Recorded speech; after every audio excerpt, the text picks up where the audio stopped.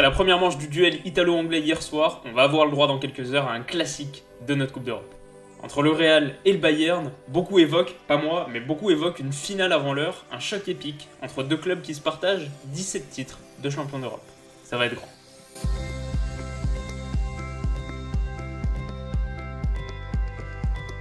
Déjà, une première chose à dire, c'est que le Real et le Bayern se connaissent très bien depuis la saison 75-76. Ils se sont affrontés 12 fois pour 24 matchs donc, et jamais en phase de groupe, toujours en rencontre à élimination directe. Et à ce jeu-là, le gagnant est personne en fait, parce que le Real et le Bayern ont gagné 11 matchs chacun et ont fait 2 fois match nul. Les Madrilènes ont marqué 37 buts et les Bavarois 36. Donc c'est très serré, mais sans parler de statistiques, simplement en remontant un peu dans le temps, c'est intéressant de se dire que ce choc entre le Real et le Bayern, il aurait été perçu comme un affrontement entre deux clubs un peu dépassés, deux mastodontes qui s'essoufflent. Et oui, parce que au tournant du siècle, on avait d'une part le Real des Galactiques, une équipe incroyable sur le papier et qui a vendu beaucoup de maillots, mais qui a peiné pour trouver une vraie alchimie et qui aura finalement beaucoup moins marqué l'histoire que le Real de Lucas Vázquez, Asensio et Isco. Et de l'autre, le Bayern que tout le monde appelait le FC Hollywood, un club à la réputation sulfureuse, agité par des scandales de vestiaire et assez largement en retrait sur la scène européenne. Mais aujourd'hui, en avril 2018, de l'eau a coulé sous les ponts, et si l'argent est plus que jamais le nerf de la guerre du football moderne et que ces deux clubs en ont beaucoup, c'est davantage la stabilité de leur effectif qui interpelle. Ce soir, le 11 du Real, il devrait ressembler à peu près à ça, et alors si on passe rapidement en revue l'effectif, Carvajal, il est dans le groupe pro depuis 2013, mais il a été formé au Real dès l'âge de 10 ans, Varane, il est au Real depuis 2011, Sergio Ramos, il est arrivé en provenance de Séville en 2005, il dispute sa 13e saison chez les Merengues, et Marcelo, il est là depuis 2007. Finalement, Keylor Navas qui a rejoint le Real en 2014, il y a seulement 4 ans entre guillemets, c'est le joueur titulaire qui a le moins de longévité, c'est pas incroyable ça ? Bon voilà, après on va pas s'éterniser là-dessus, mais juste par souci d'exhaustivité, si ça vous intéresse, Modric c'est 2012, Kroos 2014 comme Navas, Casemiro 2013, pareil pour Isco qui a été formé à Valence, et Ronaldo et Benzema c'est 2010. Donc voilà, le collectif est bien huilé, on est en présence de joueurs qui se connaissent à la perfection, et quand on sait à quel point la stabilité et la continuité et toutes ces valeurs-là sont un peu le graal du football moderne, et un mirage pour pas mal d'équipes aussi, parce que réalise le Real Madrid, c'est forcément admirable, c'est juste ultra impressionnant. Au niveau de l'organisation tactique, on sent que l'ère de la BBC en 4-4-3 est quand même un peu passée. Bale, avec l'accumulation des blessures, il a perdu de sa superbe, et Benzema, il semble un petit peu sur le déclin quand même. Par contre, Ronaldo, à l'inverse, c'est devenu un lieu commun, je révolutionne rien en disant ça, mais il a réussi à transformer son jeu pour continuer à être autant décisif, voire plus qu'avant. Il participe beaucoup moins à la construction, sa zone c'est devenu la surface, les 18 mètres, et à l'image d'un Cavani, il marque la plupart de ses buts en une touche de balle.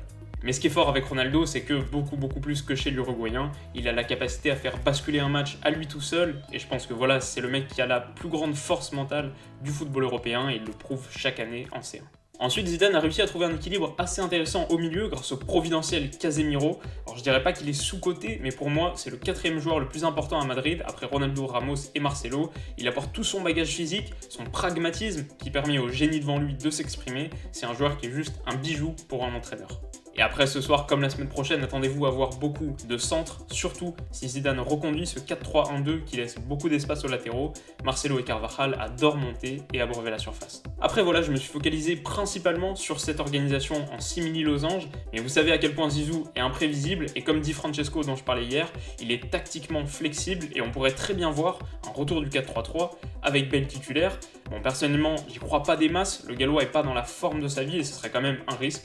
Donc si on devait voir un autre dispositif, je miserais plutôt sur le 4-4-2 à plat que Zidane apprécie beaucoup. C'est une option qui est très viable, déjà parce que Asensio et Vázquez font une bonne saison, et que cette ligne de 4 permet à la fois de gagner la bataille du milieu, mais aussi d'avoir une présence importante sur les ailes, avec des dédoublements Marcelo Asensio et Carvajal Vázquez qui permettent de centrer à volonté. Bon voilà, maintenant j'arrête de parler du Real, surtout que la situation du Bayern est particulièrement intéressante, comme vous pouvez en juger par vous-même. L'effectif est de qualité et le Bayern écrase tout simplement son championnat avec 22 points d'avance sur leurs poursuivants à 3 journées de la fin. Ils ont remporté le titre il y a bien longtemps et pourtant il y a une grosse ombre au tableau, c'est que Neuer, Alaba, Vidal, Tolisso et Coman sont blessés. Alors les 3 premiers sont des titulaires indiscutables et Tolisso et Coman prétendent régulièrement au 11 majeur, voire plus pour l'ancien parisien.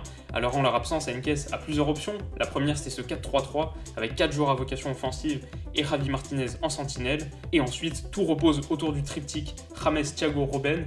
Heynckes pourrait très bien décider de laisser le Hollandais sur le banc, de faire coulisser Müller à sa place pour avoir un milieu purement hispanophone, de vraie manière de ballon, voire d'écarter Ribéry pour faire monter James d'un cran et conserver Robben et Thiago, c'est dur à prédire, on verra bien. Ce qui est sûr, c'est que, à l'image du Real, on a un collectif très expérimenté et qui se connaît très très bien. Si on doit cibler quelques joueurs, forcément James, l'ex de la Maison Blanche, il joue un match très particulier et il aura à cœur de bien faire.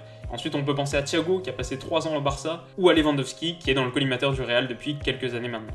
Et puis un dernier mot pour Sven Ulreich, le suppléant de Neuer. Alors il est au top de sa forme en ce moment, il n'avait pas super bien entamé sa mission, mais là ça va très bien pour lui. Et alors je regarde pas masse de matchs du Bayern, mais l'équipe a publié un article à son sujet hier, et apparemment l'arrivée d'Heinkes lui a fait beaucoup de bien niveau confiance par rapport à Ancelotti avant, donc ça c'est une nouvelle qui est très positive pour le Bayern. Ok, tout ça c'est très bien, mais mon prono alors c'est quoi? Dans quelques secondes, et il est une conséquence directe de ce qui sont pour moi les 2 clés du match. Et la première, c'est tout simplement Ronaldo. En 2017-2018, il hisse le Real sur ses épaules littéralement, mais c'est à double tranchant parce que les Madrilènes sont particulièrement dépendants de ses performances. En début de saison, rappelez-vous, il avait connu un gros passage à vide et le Real Madrid avait dû abandonner très vite ses velléités de Liga. En fait, c'est assez simple, chez les Merengues, aucun autre joueur a marqué plus de 15 buts sur cet exercice. Donc si le Bayern arrive à le museler, ils seront en très bonne position pour rejoindre la finale, c'est sûr, mais qui peut vraiment éteindre Ronaldo? Et au sujet de CR7, j'ai déniché une petite info en préparant cette vidéo que je trouvais assez intéressante, c'est que depuis 10 jours maintenant, Zidane interdit à Ronaldo de faire des sprints de 30 mètres ou plus en entraînement ou en match, il le veut préserver au maximum pour cette double confrontation européenne, preuve s'il en fallait de son importance. Et donc la deuxième clé, elle va être tactique pour moi, c'est vraiment les duels de couloir.